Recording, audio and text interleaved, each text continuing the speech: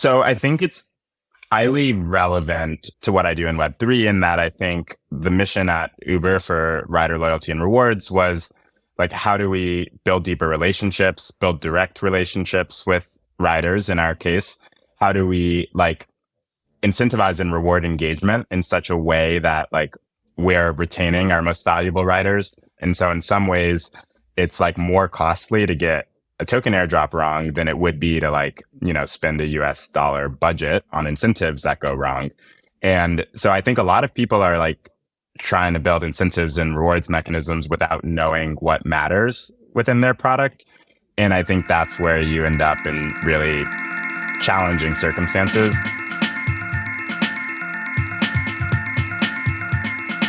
Hey everyone, this is Lee here back with another episode of Means of Creation. Really excited about today's show. This is recorded with one of my close friends and also portfolio CEOs, Matt Alston. Matt is the co-founder of Bonfire, which is a no-code website builder for Web3 creators, brands, and communities. Bonfire enables creators to build unique Web3-enabled spaces to host their community for one-of-a-kind drops, exclusive content, and token-gated events and experiences. Before starting Bonfire, Matt was actually a product manager at Uber, focused on rider loyalty and rewards. So he launched Uber's loyalty program, Uber Rewards, which has since then been merged with their subscription offering to create Uber One.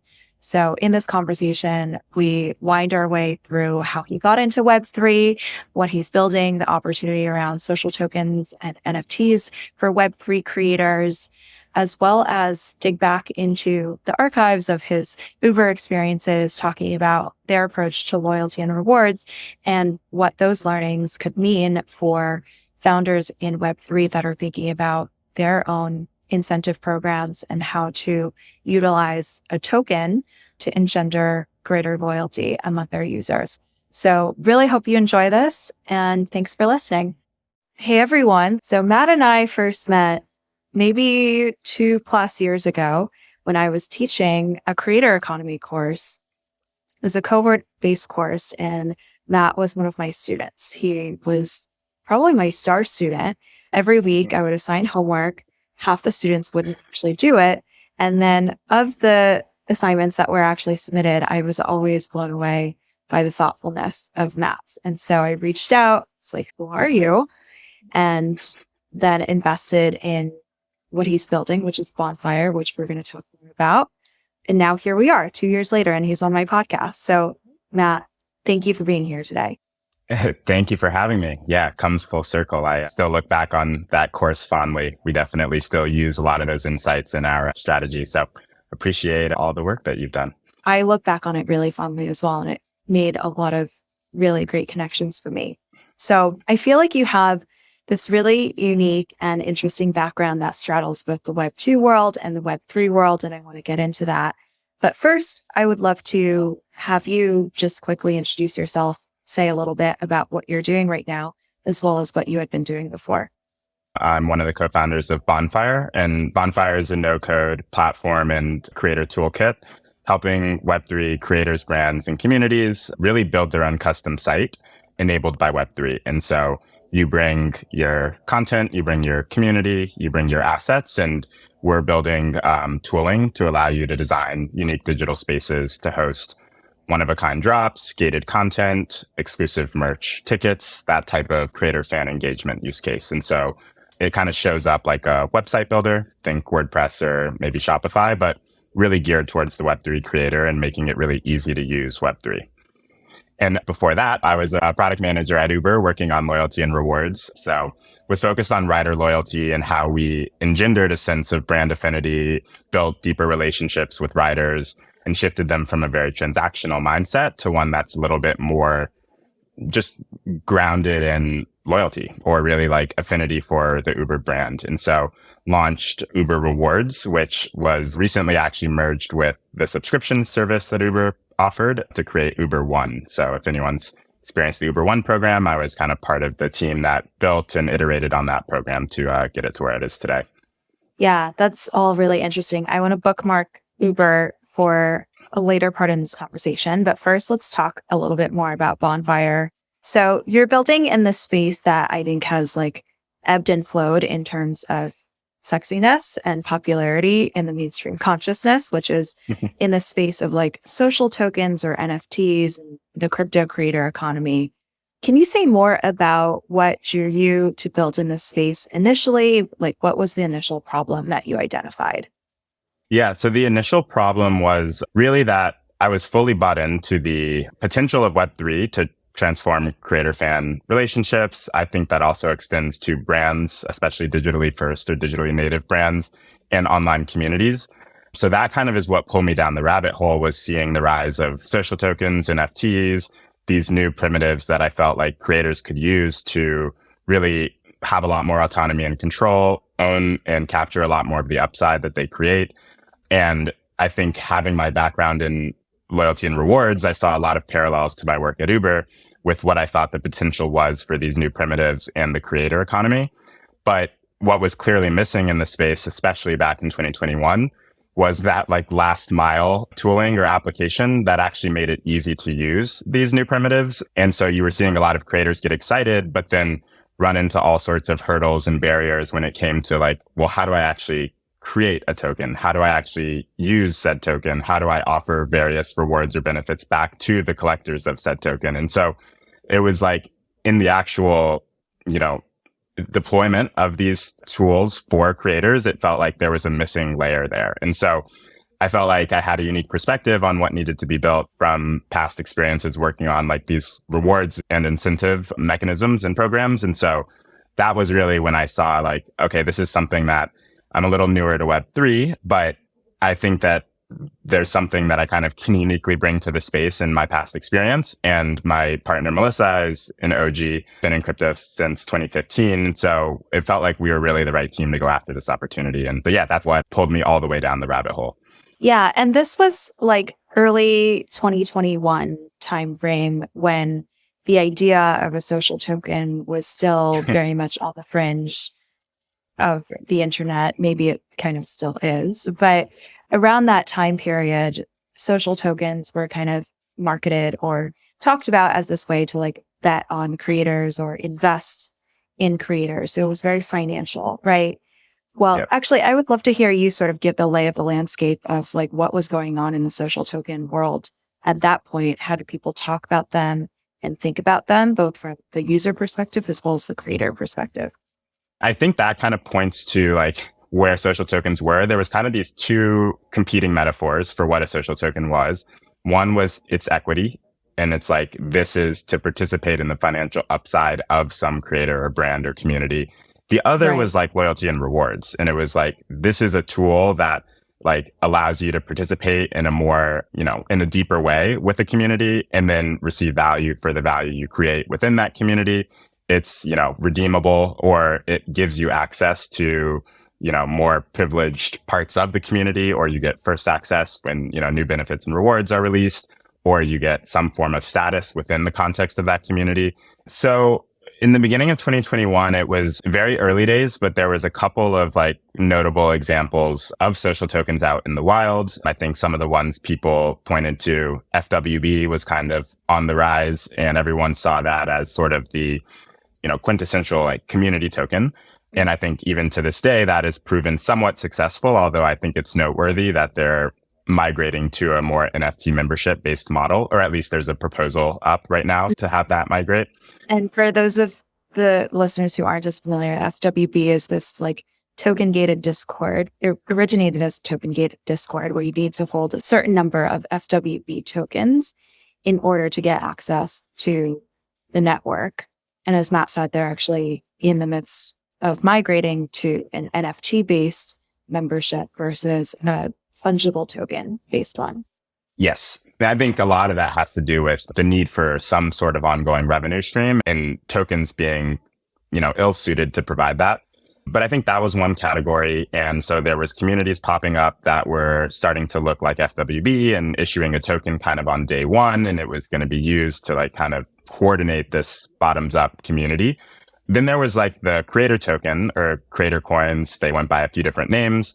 I think probably the key example people pointed to then was a guy named Alex Masmej and the Alex token. And so Alex is actually a good friend of mine. I spent a month living in a house in Tulum with him near the end of 2020. And he's definitely a huge part of my interest in the space, or even just understanding like what the potential opportunity was there.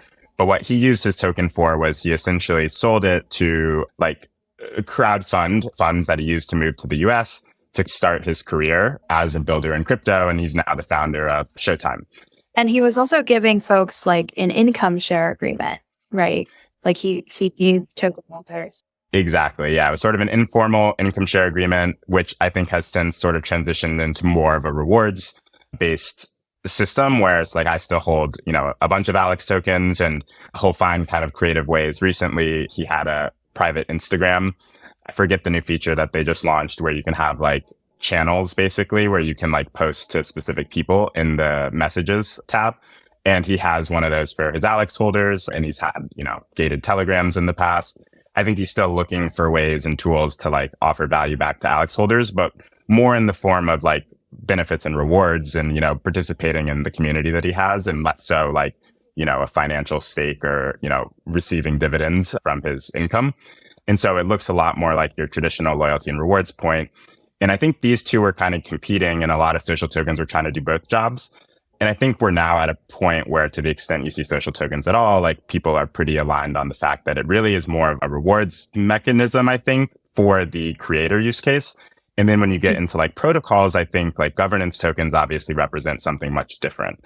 So I think that it's kind of been this journey on trying to find product market fit for the fungible class of tokens. And I'm not sure we're there yet. to be frank. Makes sense. So basically there were kind of two ways or two mental models that people approach social tokens through. There was the social token or the creator coin as equity, like I'm investing in this person, I get a future claim on cash flows or whatever it might be, the value that they are creating. This is the way to invest in them. And then the second metaphor was like a loyalty point, like your airlines points, where you could earn them and redeem them and use them for all sorts of things and get perks and get early access to boarding the plane. But it wasn't directly a financial instrument. It was more of this mechanism to engender greater engagement in their ecosystem. Is that right? Exactly. Got it. And it sounds like the space that Bonfire is building in aligns more to the latter definition or the latter conceptualization of a social token, which I think also gets us into the topic of like social tokens. Where are they now?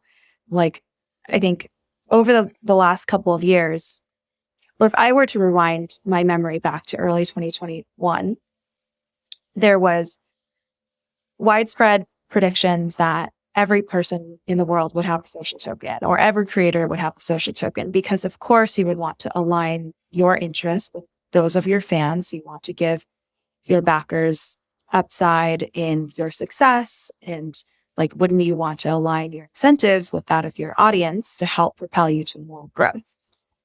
Now, April 2023, what has happened to that narrative? That's obviously not the case. There's still relatively few creator tokens and social tokens at all in the world. I would love to hear your assessment of what happened. Yeah. So I think believers of that narrative were unequivocally proven wrong by the market over the course of 2021, 2022. And that narrative is more or less dead, I would say. I think a lot of the kind of prominent examples of platforms helping issue social tokens, I think they've had a ton of challenges managing all the complexity that comes with when you have a fungible token in an open ecosystem. And especially if you're doing it at like a small scale, like the scale of a single individual or even like a small community, it's like now you need to deal with concerns around, first and foremost, like unregistered securities and like, what is this token and is it compliant? And I think that's the big elephant in the room that nobody was able to kind of fully, navigate. And then I think there's also just like a lot of complexity around like you're essentially creating monetary policy behind this asset. You need to figure out all sorts of dynamics around like supply and demand and how many are there, and is it something that is a fixed supply, or does it, continually produce new tokens over time and like on, as a function of what? How do you create liquidity if you even want liquidity? How do you stop there from being liquidity if you don't want liquidity? Like, how does this token have a price? And then there's also like gas fees that make it really hard to enable like mechanisms like earning.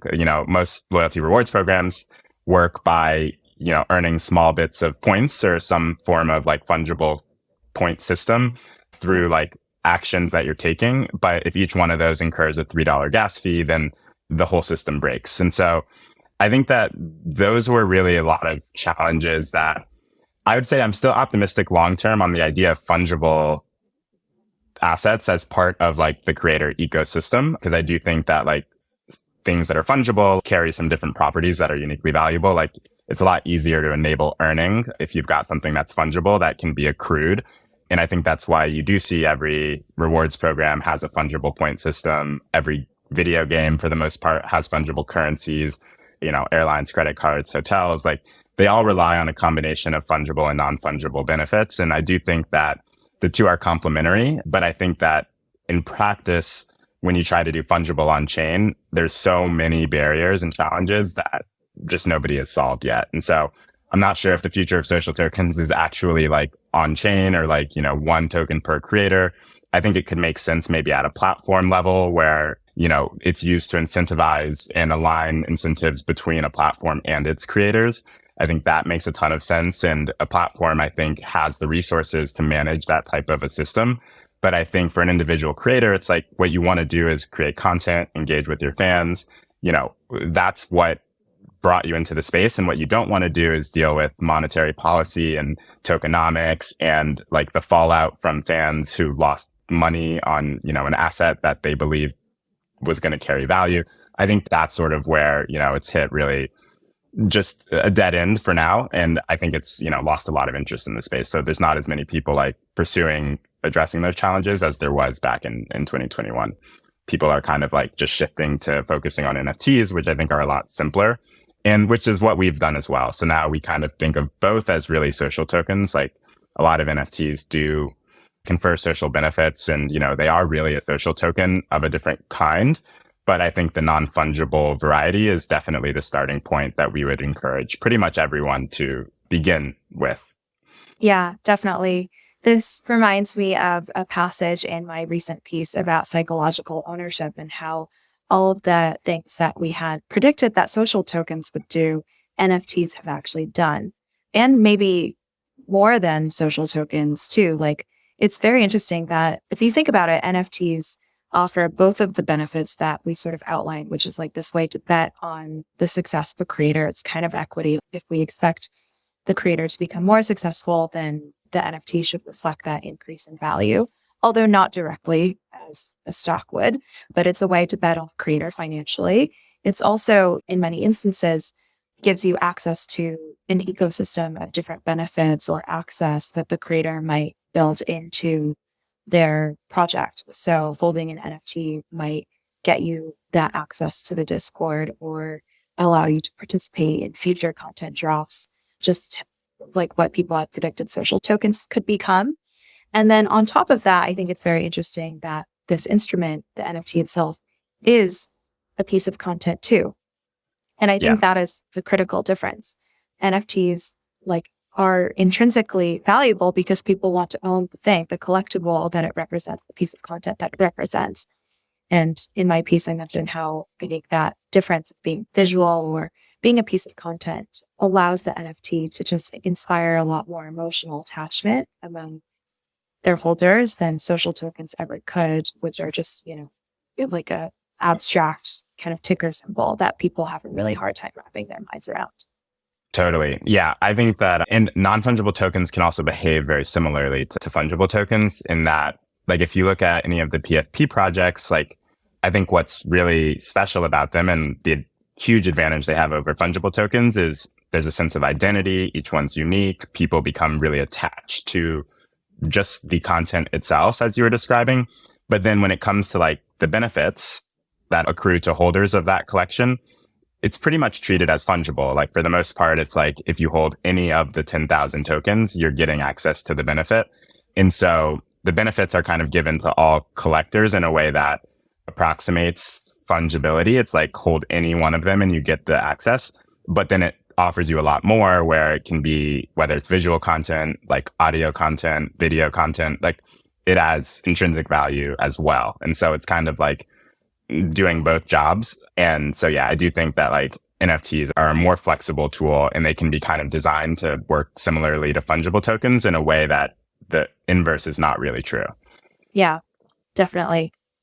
Can you share some examples of the success cases of creators using Bonfire? What are they trying to do on the platform?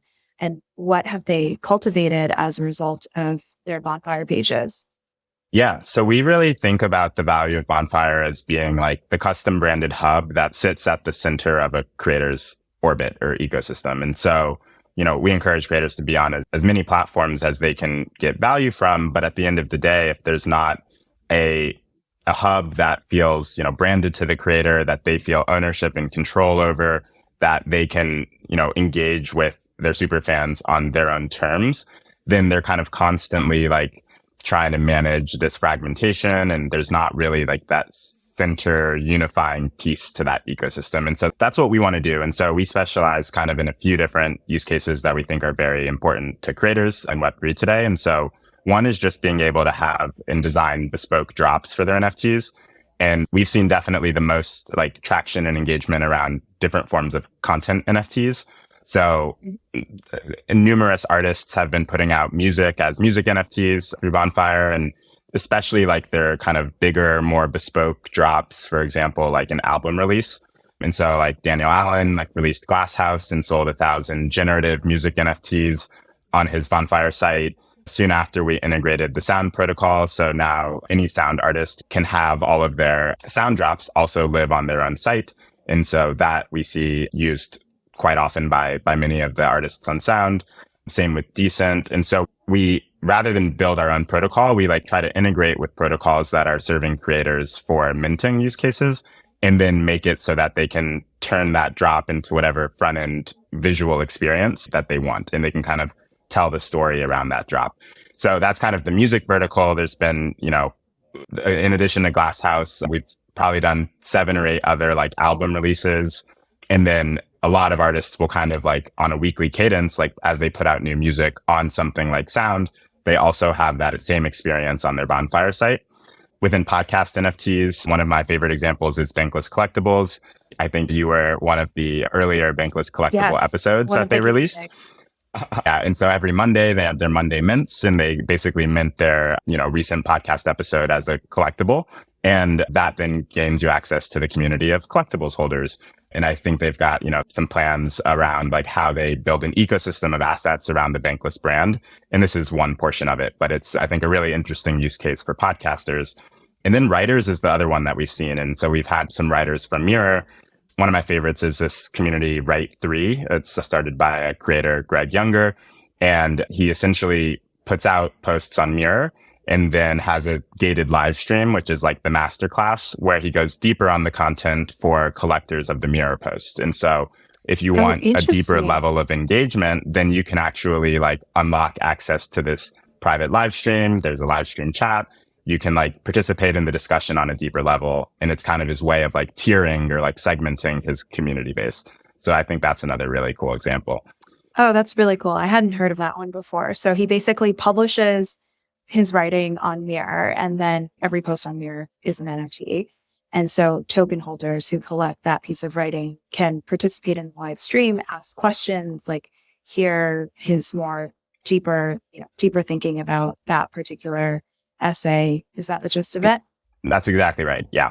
And that was just a couple weeks ago. And I think it's one of the coolest use cases to me because it's like offering deeper levels of engagement for those that are the biggest fans, and in a way that I think is valuable to him as well as to those collectors, and completely free to do. And it's also happening across multiple platforms, which is, I think that is the core benefit of Web3. It's like in a Web2 context, it would be almost impossible for us to know what has happened on another platform, such that we could enable tooling to engage with your, Instagram super followers or, whatever that kind of equivalent is.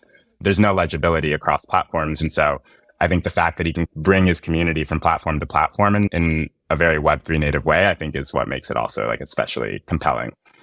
Yeah, definitely.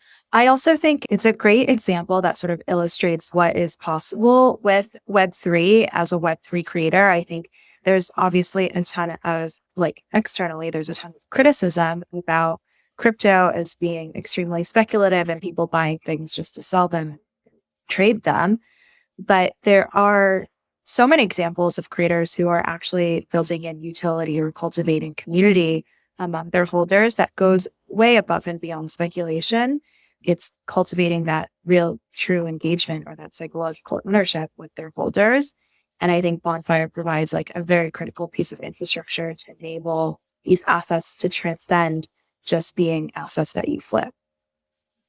Yeah. And that's very much the lens that we take on it is like, we just are adopting the assumption that there's going to be assets on chain and like, we don't really care where they get minted, but we want to be like almost the central nervous system for how you then organize your community, like offer benefits and rewards, like do so on a platform that is, you know, your own domain, feels branded to you, like has flexible tools that let you offer utility in a variety of forms.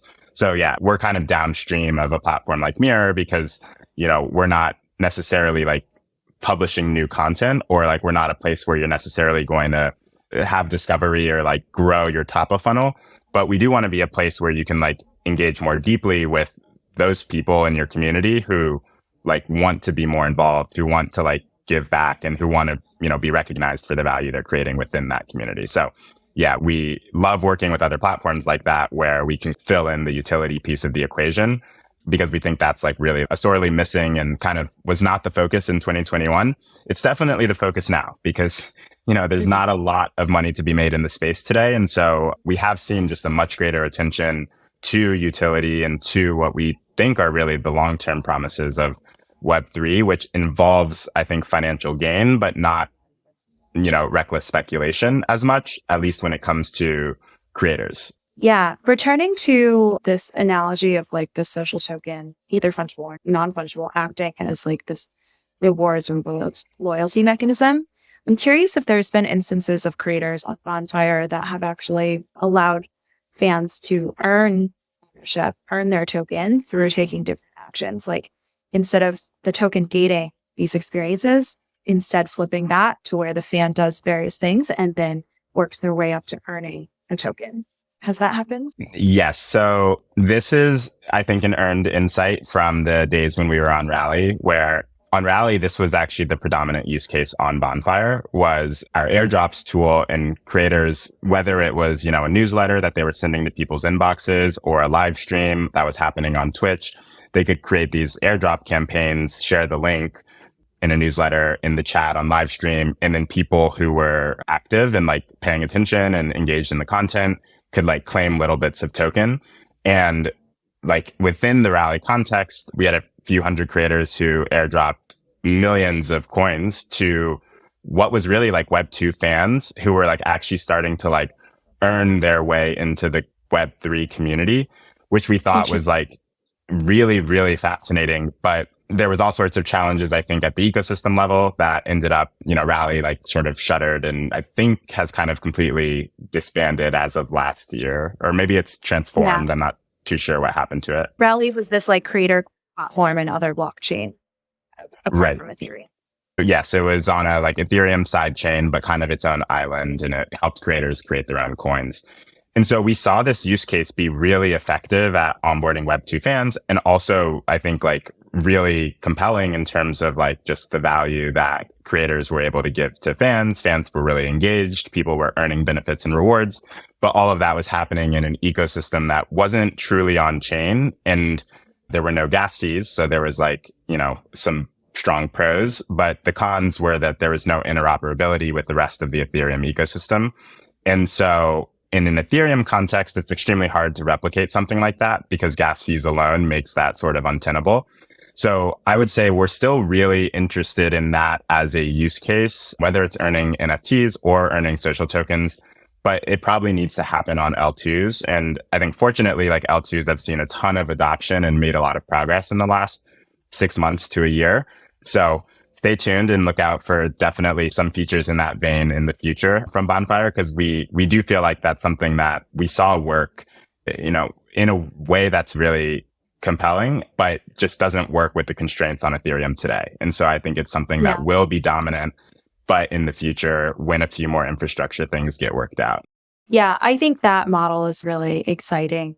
And I think it just maps a lot to precedents that have been proven to work in the real world in traditional software, where you incentivize behaviors and give users reward after they've already experienced the value. Excited to see that go live. I wanted to also just get your perspective on like the challenges that you've faced in building Bonfire, or like, what do you think are the hurdles to broader adoption of what you're doing among creators or users in general?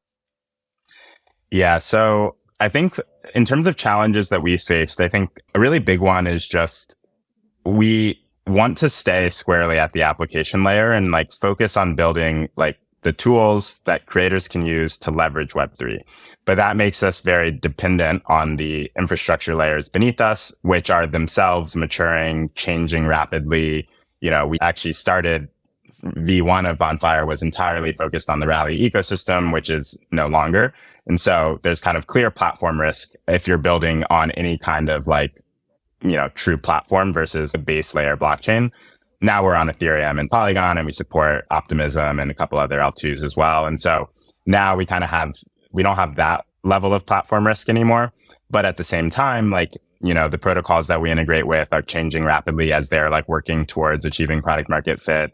Like L2s are happening. Like there's kind of, smart contract wallets just became a thing. And like, what does that mean in terms of like onboarding and infrastructure? And like, should we be like, trying to build towards the future, or should we like do what works now? And so I think there's a lot of challenges just as like an application builder in this space in terms of like lots of technical trade-offs, lots of, balancing short-term and long-term, and like, how do we like iterate quickly and learn? Because ultimately, like, I think the whole space is looking for real product market fit.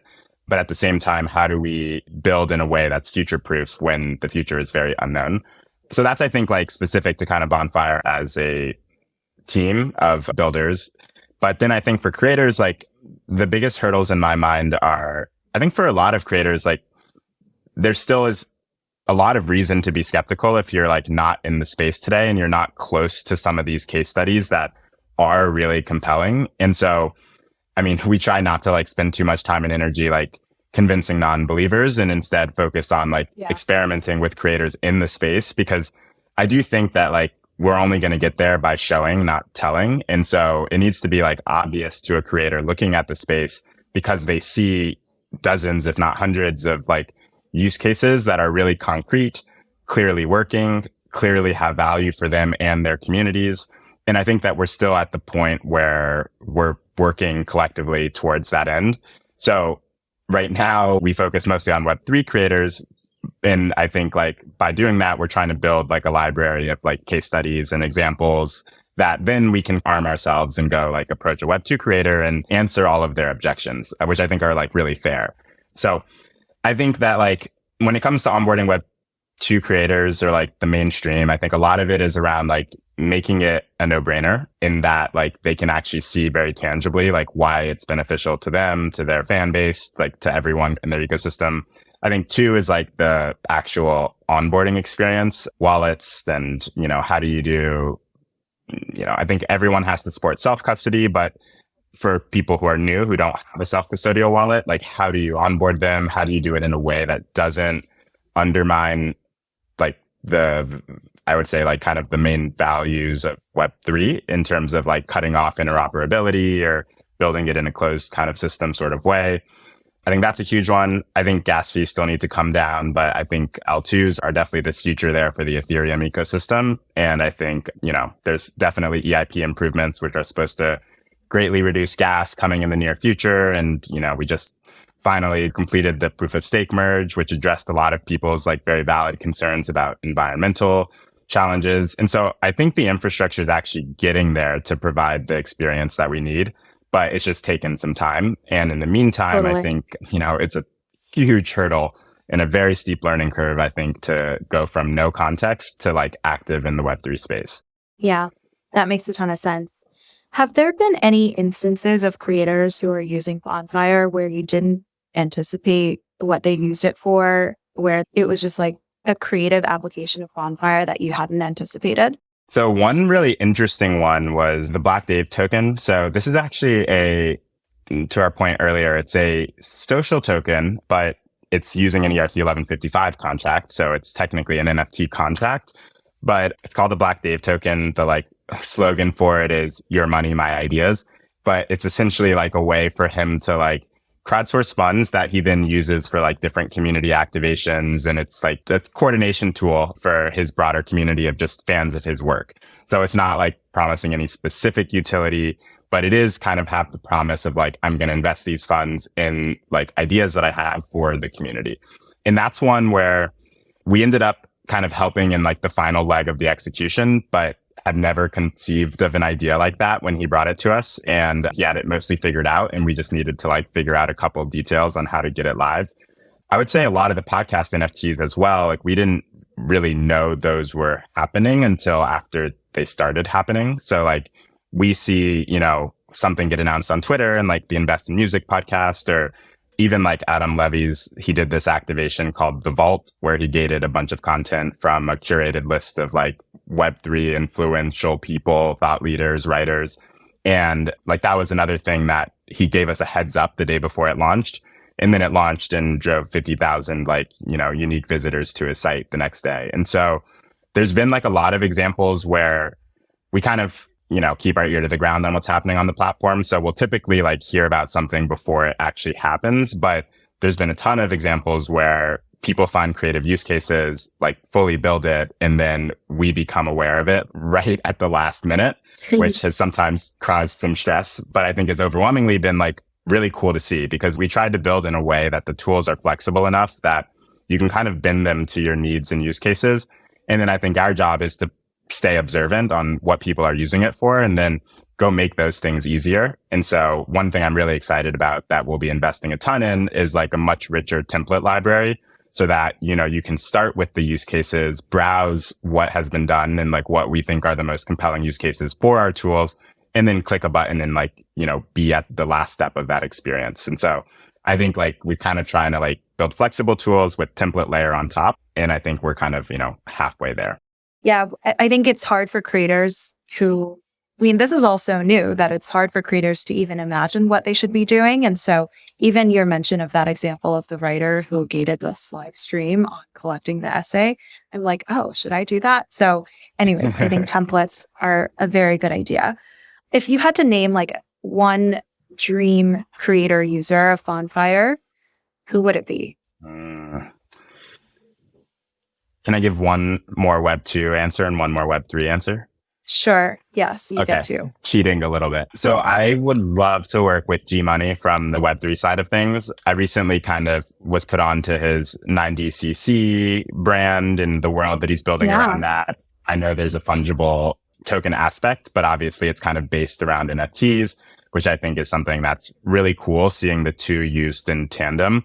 So I think that would be kind of the dream amongst the more crypto native crowd. Web 2, I'm a huge fanboy of Jack Harlow, so that might be my Web 2 vote.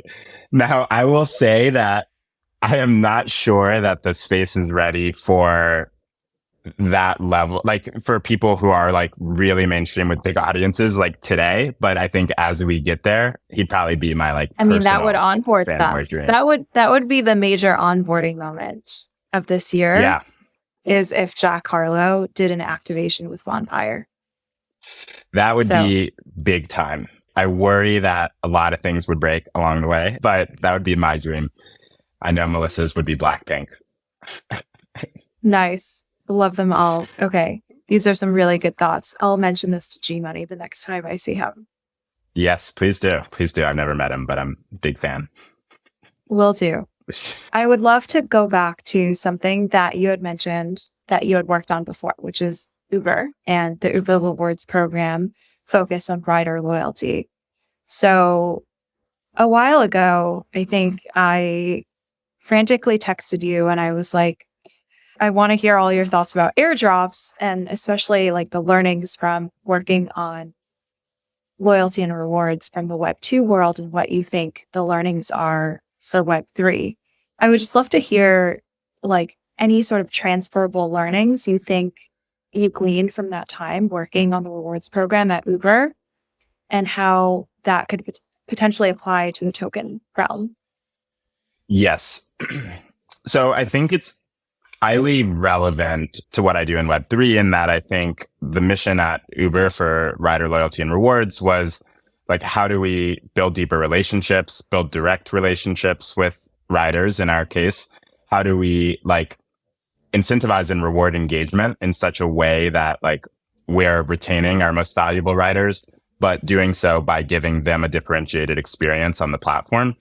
And then how do we leverage some of the other benefits around rewards programs, such as like there's definitely like a financial engineering component where like you have these points and that lets you do things like work with other partners to like co-fund the benefits that the points are redeemable for. And that is then like a way that as a program, we can like gain efficiency because we're able to give value back to riders that we don't pay for. And it's actually like another company's marketing budget that's basically funding it. And I think that a lot of these like ideas definitely like apply in the Web3 context. I think, you know, a really big part of loyalty and rewards is just knowing who your customers are to begin with. And I think a big part of the problem with Web2 creator economy is that creators oftentimes don't know who their fans are because like that relationship is entirely intermediated by the platform. And so like Starbucks is an example where it's like they are on every delivery platform that exists. They have a big national partnership with Uber Eats, but they also have their own app and rewards program. And if you use that instead of ordering through Uber Eats, you earn benefits and rewards and points. And they do that because it's very valuable to them to have that direct line of communication and direct relationship. And I think the same kind of applies to creators in Web3, where it's like you should definitely be using the Web2 platforms to grow your audience, and they offer a ton of value in terms of growing top of funnel. But you also need like another channel where you can build direct relationships. You can actually like move people downstream in your sort of, you know, creator funnel. And the super fans, like you're able to engage with directly, it's probably going to require some sort of incentive or rewards mechanism to get people to do that behavior. And like, that's oftentimes, you know, why there are rewards, because people are not going to just choose to use your app over, you know, the place they go already, unless there's some incentive to do so. And so I think a lot about kind of like, how do creators get the best of Web2 and Web3? And I think a lot of that is steeped in ideas that are popular amongst loyalty rewards programs in Web2. I also think that a big part of Web3 is like around the fact that it's platform agnostic, and, you know, these assets are yours and they don't belong to any like platform that you use, which gives you the ability to like move fans from platform to platform, have kind of like a platformless community. And I think that shifts the point of leverage from the platform to the creator or the brand. And so one thing we talk about a lot is, you know, the creator is the platform in Web3. And I think that is really because when you have assets that are on chain and owned by the creator and not owned by the platform the creator uses, it gives you just a lot greater control and like leverage over your community experience. And so, yeah, I would say that like those are a lot of the ideas. Maybe the last idea that I definitely use a lot from the Uber days is just like what makes a rewards program work versus not work. And I think a really big part of that is there needs to be like something that you can give to your customers that they value and which doesn't cost you a ton to give away. And I think for hotels and airlines, it's like their unused inventory. So they upgrade you to first class or upgrade you to the suite in the hotel when it otherwise went unbooked. And it's thus very cheap for them to give that away, but extremely valuable to the person who receives it. But then it becomes like, well, how do I allocate these empty seats or empty rooms? I'm going to do it to the most loyal people as demonstrated by like their past riding behavior. And so it's like a more efficient way to allocate those scarce resources. I think that was actually a big challenge for Uber because Uber doesn't have anything like that to give away. If you like upgrade somebody to Uber Black, like you still have to pay the Uber Black driver, and like all your costs are like variable in that way. And there's not really like unused inventory or anything like that is both scarce and valuable that you can actually give without paying for. So I think that's an insight that I definitely took away. So what were the things that Uber gave away to its most loyal riders? So we tried to create more emotional benefits, like even just like the status itself, like priority support, like you would get discounts across like rides and eats. And so we could kind of use it as like a cross-selling opportunity, which is still a spend for us, but, has a ton of potential value if somebody who was only a rider now becomes an eater. We also leaned heavily on partner funded benefits. So that was a way that we could kind of still create something that's valuable to the end user, but it's not on our platform. So that kind of is a little bit less powerful. But ultimately, I think not having that core inventory was why we shifted from the pure rewards mechanism to the subscription-based one, where it kind of has a whole different set of economics around it. So now Uber One is a subscription program that has many of the benefits from awards in it. And there's still like elements of the rewards program, but they kind of needed to shift to a fundamentally different structure because they didn't have that like inherent business structure that supports, I think, what makes rewards really compelling. That makes sense. But I think for creators, they do have that. So I think that's actually really interesting is like creators have their time and attention, which is scarce. There's no way to like allocate that without knowing who your biggest fans are. They have things like tickets and merch, like Avenged Sevenfold, their Ticketmaster partnership is, I think, really important for the music space in particular because tickets are scarce. Like super fans are the ones who value them the most highly. In the Taylor Swift example, you could see that those people were the ones getting like screwed by scalpers. And if she had a way to like allocate the first tranche of tickets to her super fans, it doesn't cost her anything to do that. It's a much better experience for the people who like love her the most. And in return, like she's going to engender more loyalty, like build a stronger fan base. Maybe they start meeting each other because there's a meetup before the event. And now there's like a more, grassroots community forming. And so I think that like creators have various forms of scarce resources and no way to allocate them today because they don't know who their true fans are. And I think that's what Web3 can kind of unlock. Yeah, that's really interesting. Returning to something that you said around how the creator is now the platform and like Web3 engenders this almost like platformless world where assets can travel. I think that has also been a liability for a lot of projects that have launched tokens or tried to do airdrops or incentivize loyalty among their users with tokens because those tokens are tradable for US dollars. Users can just exit, take their points, trade them for another asset, and then totally exit from that product. And so what that has given rise to is a lot of the crazy, speculative cycles that people have remarked on, like where the token price grows tremendously if there's an influx of new users, but then very quickly unwinds as well. It's also led to lots of speculation on emerging ecosystems or creators that isn't necessarily sustainable because it's not backed by true enduring usage. I would love to hear your thoughts on that dynamic and how can projects combat that? How can they combat the fact that these users might not stick around? They're just there for the token.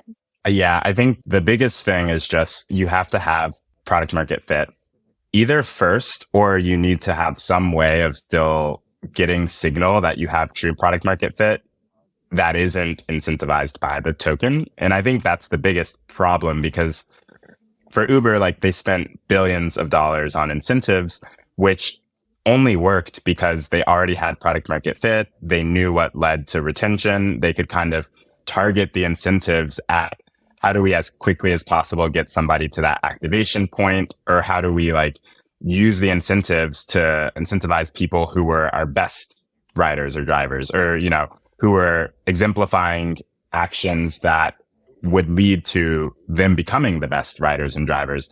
And it was very scientific how you like move people through that journey. And there's an ROI equation to, the spend behind those incentives. And I think that if you don't have product market fit, then you're almost certainly going to waste most of, whatever budget it is. And if you create a token, then on day one, that thing doesn't have any real intrinsic value. Like it's not like you're spending dollars, but it does have like a tangible value as soon as you airdrop it to people. And it's oftentimes like a finite supply. Like if it all ends up in the hands of like speculators or in the hands of like whales who actually are not aligned with the project itself, it's really hard to go back from that. And so in some ways, it's like more costly to get a token airdrop wrong than it would be to like, spend a US dollar budget on incentives that go wrong. And so I think a lot of people are like trying to build incentives and rewards mechanisms without knowing what matters within their product. And I think that's where you end up in really challenging circumstances. I think though, if you have product market fit, then it's a lot easier to design a system that is, consistent with the incentives of your users, but also what the platform needs or cares about. And then I think it has to be like an ongoing sort of program. I think the retroactive structure has a ton of issues with it, because if you're giving money to people who A, don't know what they should be doing to earn it, you're probably not changing their behavior much. And then two is like, you end up creating these game theory dynamics where, people are manipulating or exploiting the platform because they think that they're going to be able to earn, because they're like trying to guess what you're going to incentivize in the future. And I think if you can state your rules, but make them like not gamifiable, then you can actually like induce the activity you want, reward it in turn, and then create a healthy system and not one that ends up getting like botted or exploited or taken advantage of. So what I'm taking from this is like, it's important to apply tokens to situations where you already have product market fit, or to use the token in order to get users to the point where they are going to experience the product in a way that unlocks their product market fit with that product. So instead of giving it to users upfront just for signing up, getting users to take the actions that would activate them and get them to experience the product fully and see value from it, and using the token to incentivize that behavior. And then also another shift that you're recommending is basically moving from like one-time backwards looking airdrops to past users, where users have no idea if they're doing the right behaviors or not, to instead making them ongoing programs where you stipulate the criteria and users know exactly what they have to do and have to keep using the product in order to get the tokens, which really does resemble a lot of Web2 loyalty programs. Yeah, I think that's right. And I think Blur is doing both of these things, at least on first glance, pretty well. Like they know what actions matter to their product being like intrinsically valuable. Like you need liquidity, and that means like low bid-ask spreads. And they're incentivizing you to get, hopefully, the marketplace to a point where people are using it because it's actually the best product. And then hopefully that means incentivized usage turns into like genuine usage over time, because there's real utility, because the product really works better than the next best alternative, et cetera. And they're also doing it in this kind of ongoing way where you know what you need to do, but you're still seeing it get gamed to an extraordinary degree. I agree that model, I think what Blur has done comes the closest that I've seen to what you're describing. It's ongoing, it's phased, the airdrops are coupled with different sides of the marketplace being built out. But I wanted to highlight a paradox to you and see what you think. This has been on my mind lately. So I think the paradox of tokens and airdrops is that we are both at once trying to use them as a way to incentivize behaviors, but also as a way to distribute governance power.